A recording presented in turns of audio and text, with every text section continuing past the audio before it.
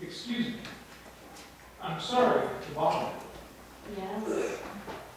You were with Jesus, the man who was crucified, weren't you? Yes, I was. I am. I will not leave him. They just won't let me get any closer than this. Trust me, you don't want to get any closer to the crosses than you are right here. It's no place for a lady. It's no place for a righteous man either. But my Lord is there anyway. Are you married? I am. How did you know that? You're the man's mother, Jesus' mother, aren't you? Me? Oh no. I'm Mary Magdalene. His mother, Mary, is here somewhere. She was rather beside herself with grief, so I think our friends got her to go lie down somewhere. Oh, I'm sorry. So am I. If you've got a message from Mary, I can bring it to her. No, I don't think so. I just wanted to say something to her. You were coming to tell her that our Lord has died, weren't you? How did you know? You're a centurion, aren't you? Her son was just crucified.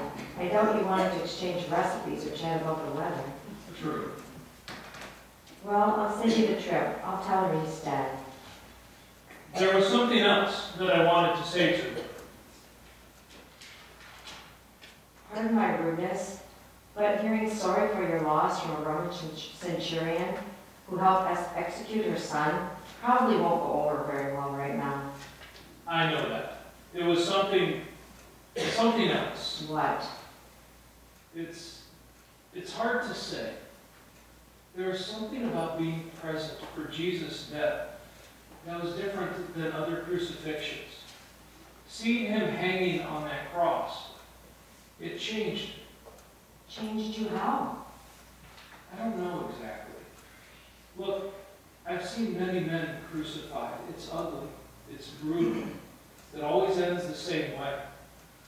But Jesus wasn't like any other man I've seen on the cross. He didn't fight. He didn't complain.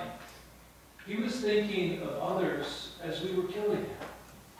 He died with a grace that I can't even describe. And that's what you wanted to tell his mother, that he died honorably? Well, yes. No, not really. I guess I wanted to talk with someone who was close to me, to see if he changed their lives too. Well, I was very close to him, and he changed my life. Really? How? I don't really remember much of my life before Jesus, just that I wasn't in control of my own life. I was dealing with a lot of demons. I know what you mean. I face my demons every day. No, I mean I was possessed by demons. 7 of them, actually. Wow. Actual demons? Taking over your body? What's that like? It's confusing, terrifying, humiliating. But Jesus changed all that. He took them away. He gave me my life back. But better than that, because now Jesus was in my life, everything made more sense when Jesus was around. Yes, I know exactly what you're saying. My life suddenly looked much clearer to me when I met Jesus, and as I witnessed him die. That's what he did for most of us. I'm not sure how we'll live without him. How can you people have done what you did to him? Kill innocent people. I don't kill innocent people. I follow orders to execute guilty, evil people that the Roman Empire has convicted. I didn't choose this task. I'm under orders from the emperor. It's an ugly job, but never as ugly as it was today. I didn't know who this Jesus was before we put him on the cross. All I knew was that your people wanted him dead. My people? Some of the Jews wanted Jesus dead, but they didn't know him like I did. All I know is that Pilate and Herod tried to let him go, but the people insisted he was guilty of some grave sin and deserved to be crucified. But the longer Jesus hung on that cross, the more certain I became that he was innocent. He wasn't guilty of anything they accused him of. Watching him die, I realized that I'm guilty of many things. I'm a sinful man. But Jesus was truly an innocent man. the most wonderful, innocent man. The Son of God. What was that? Excuse me, miss. Is this centurion bothering you? Sir, I am a councilman, and while I couldn't stop the crucifixion today, I can stop you from harassing this woman. No, he's not bothering me. Are you sure? Wait, you look familiar. Do I know you? I don't know. Who are you? I'm Joseph. Joseph of Arimathea. I'm Mary. Maybe we have met. You said you were a member of the council. Yes, and I'm a follower of Jesus. I don't remember seeing you around, and I was with Jesus almost every day. Well, I'm a busy man, but anytime Jesus was in Jerusalem, I was there. I see, but you were too busy to advocate for Jesus at his trial? Unfortunately, I didn't have the influence I hoped to have. I've had to walk a fine line. It's not easy to follow Jesus because of my position. People have been suspicious of all Jesus' followers, and since I served with the people who were most afraid of Jesus, I've had to be careful. You call it careful. I call it cowardly. I can see why you think that, especially through your grief and anger. We all wish we could have done more to save Jesus. But none of us are in the position of power. You are. There are a lot of challenges when you have to work inside an institution. I'm sure the councilman did all he could, Mary. Thank you. I wish I'd been able to make a difference while Jesus was still alive. I'm sorry. It's just hard not to blame everybody right now. But that's not what Jesus would have wanted. I understand. It's been a horrible day. I'm sorry, but I find it odd that a centurion is standing here talking with one of Jesus' closest friends, only an hour after his death. He was looking for Jesus' mother, Mary. Oh, and how is she? Understandably, she's devastated, like the rest of us. Why did you want to speak with Mary? Surely a messenger could have told her of her son's death. Yes, that's what I said. But apparently he was affected by Jesus' death, and he wanted to meet somebody who knew Jesus in life. Oh, I wish I'd known him better. What was he like, Mary? Jesus, he was like the sun. He was warm and bright, and he enlightened everyone that was around him. When he spoke to you, you couldn't see anything else. Couldn't hear anyone else. He warmed you from the inside out and made you feel special, no matter who you were. Jesus didn't judge people. He never talked down to people. He spoke the truth powerfully and in a way that people could relate to. He embraced everybody who came to him. I wonder what he would have thought of me. I'm not even a Jew. Jesus often spoke to the Gentiles. He healed Gentiles. I know he would have loved you just like he loved all of us. Even after all that I've done? I look at my life and I wonder, how did I get here? I never wanted to do this for a living. I just wanted to serve the emperor. How did I become an executioner? How did I come to the point where I killed an innocent man? We never know where the road of life is going to take us. I can't believe I'm standing here, down at the bottom of the hill from a cross where my Lord has just died.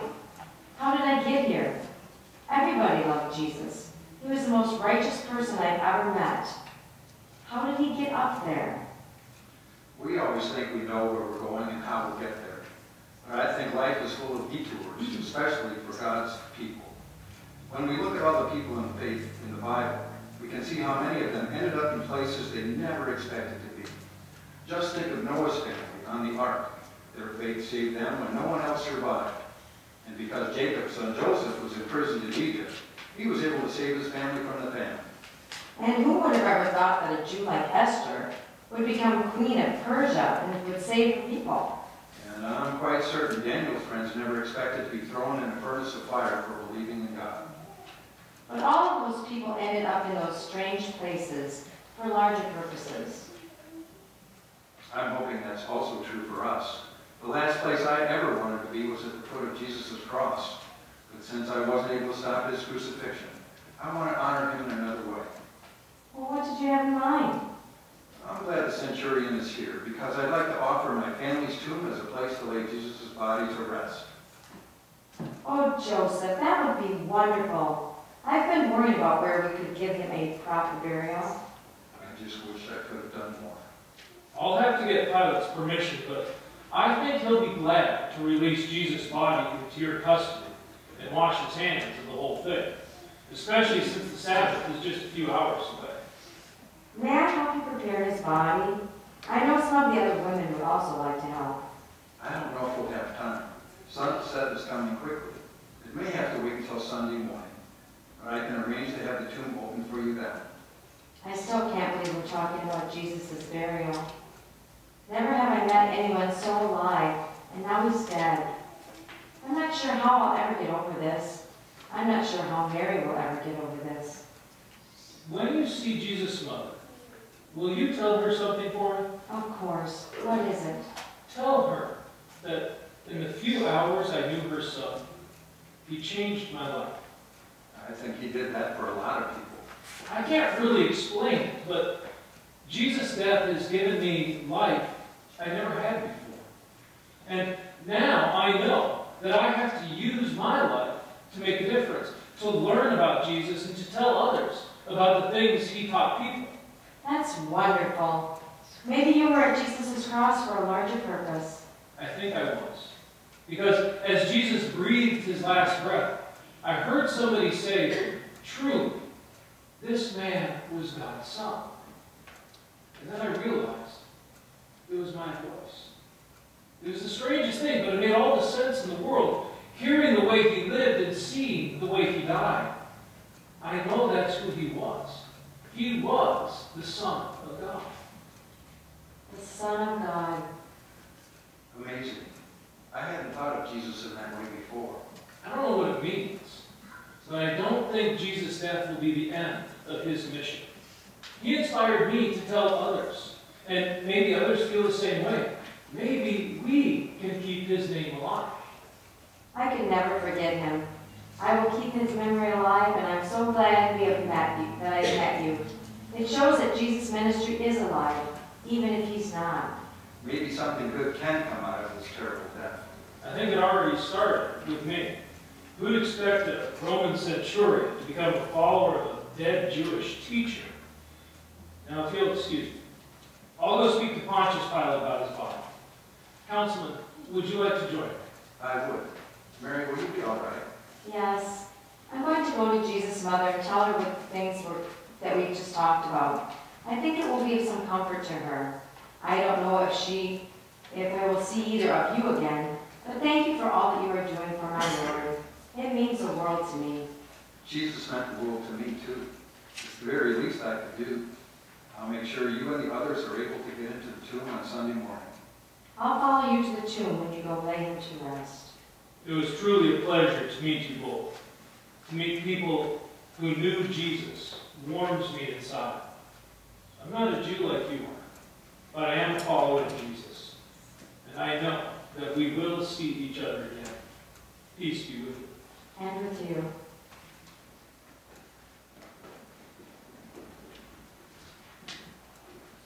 A few minutes ago, today felt like the end of the world. But for some reason, now it feels like it might be a new beginning.